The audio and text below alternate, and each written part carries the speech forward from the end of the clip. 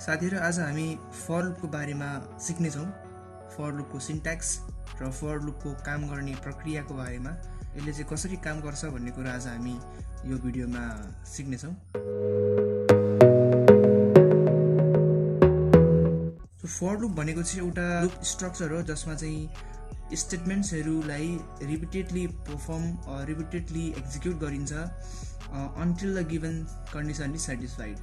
दिएको कन्डिसन जबसम्म सेटिस्फाई हुँदैन तबसम्म चाहिँ हामीले यो कुनै स्टेटमेन्ट्सहरुलाई रिपिटेडली परफर्म गर्नु छ, रिपिटेडली एक्जिक्युट गर्नु छ भने चाहिँ फर लुप युज गर्छौं। सो फर लुपलाई चाहिँ इन्ट्री कन्ट्रोल लुप पनि भनिन्छ, इन्ट्री कन्ट्रोल पनि भनिन्छ र अर्को चाहिँ यसलाई प्री टेस्ट लुप पनि भनिन्छ। सो इन्ट्री कन्ट्रोल किन भनिन्छ भन्ने कुरा चाहिँ पछि हामी भिडियोमा पनि हेर्नेछौं। सो अब यसको सिन्ट्याक्सको बारेमा हेरौं। फर कीवर्ड युज गर्छौं।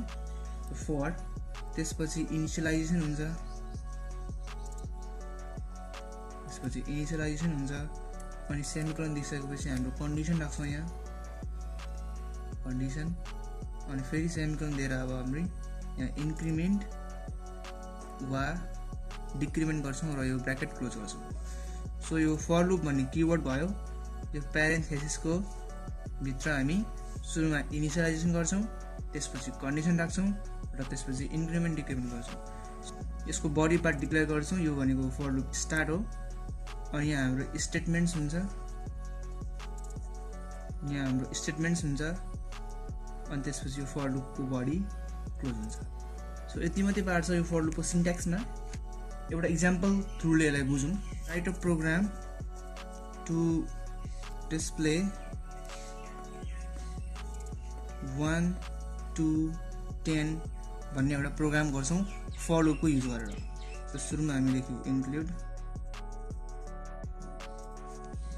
stdio.h, त्यसपछि void main, त्यसपछि हामी यसलाई हामीलाई 1 देखि 10 सम्म चाहिँ डिस्प्ले गर्नु छ। सो हामी सुरु कहाँबाट गर्छौं 1 देखि गर्छौं। सो इनिशियलाइजेसन भन्ने पार्टमा चाहिँ हामीले 1 डिक्लेयर गर्नुपर्छ। 1 भन्ने त हाम्रो इन्टिजर डाटा टाइपको हो। सो इन्ट आई गर्छौं, हामी एउटा भेरिएबल डिक्लेयर गर्छौं आई। अब फर लुप चलाउँछौं। आई भन्ने भेरिएबल डिक्लेयर गरिसकेपछि आईलाई चाहिँ यो लुपमा युज गर्छौं।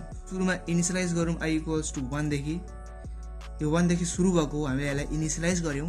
अब यसको कन्डिसन कहाँ राख्ने भन्दाखेरि हामीलाई 10 सम्म प्रिन्ट गर्नु छ, त्यसैले I is less than or equals to 10 भन्ने कन्डिसन राख्यौं कन्डिसन पार्टमा। अब यसलाई इन्क्रिमेन्ट डिक्रिमेन्ट गर्नुपर्छ। 1 देखि सुरु छ भने यसलाई हामी इन्क्रिमेन्ट गर्नुपर्छ 10 सम्म पुर्याउनलाई, त्यसैले हामी यहाँ आई प्लस प्लस गर्छौं। अब आई प्लस प्लसले यसलाई इन्क्रिमेन्ट गर्दै जान्छ। अब यसको भित्र के गर्ने भन्दा हामीले 1 देखि 10 सम्म प्रिन्ट गर्नु छ, त्यसैले प्रिन्ट एफ गर्छौं। प्रिन्ट एफ 1 देखि 10 सम्म प्रिन्ट गर्नुपर्ने, सुरुको 1 हो, 1 केमा स्टोर भएको छ आईमा, त्यसैले आईलाई प्रिन्ट गर्नु पर्यो। आईको डाटा टाइप इन्ट हो, त्यसैले %d अनि आई नै प्रिन्ट गरिदिने अनि त्यसपछि क्लोज गर्ने अनि प्रोग्राम पनि क्लोज। अब यो कसरी काम गर्छ त भन्दाखेरि सुरुमा आई 1 छ, कन्डिसन चेक गर्छ I is less than equals to 10, 1 is less than equals to 10, right छ। राइट हो भने कन्ट्रोल फर लुपको भित्र आउँछ। अनि प्रिन्ट एफ %d आई गरेको छौं। सो आई भनेको 1 छ, सो डिस्प्लेमा 1 प्रिन्ट हुन्छ। त्यसपछि अब यहाँ आई प्लस प्लस हुन्छ अनि आई प्लस प्लस भएर आई 2 हुन्छ अनि फेरि कन्डिसन चेक हुन्छ। यहाँ I is less than equals to 10, 2 is less than equals to 10, right छ भने फेरि छिर्छ अनि फेरि यो स्टेटमेन्ट्स एक्जिक्युट हुन्छ।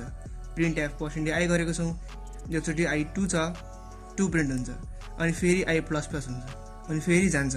सो यसरी नै फर लुप काम गरेर अन्तिममा हामीले 1 देखि 10 सम्म चाहिँ यसले प्रिन्ट गरिदिन्छ अनि त्यसपछि 10 सम्म प्रिन्ट गरिसकेपछि फेरि आई प्लस प्लस हुन्छ अनि फेरि माथि जान्छ अनि यहाँ कन्डिसन चेक हुन्छ।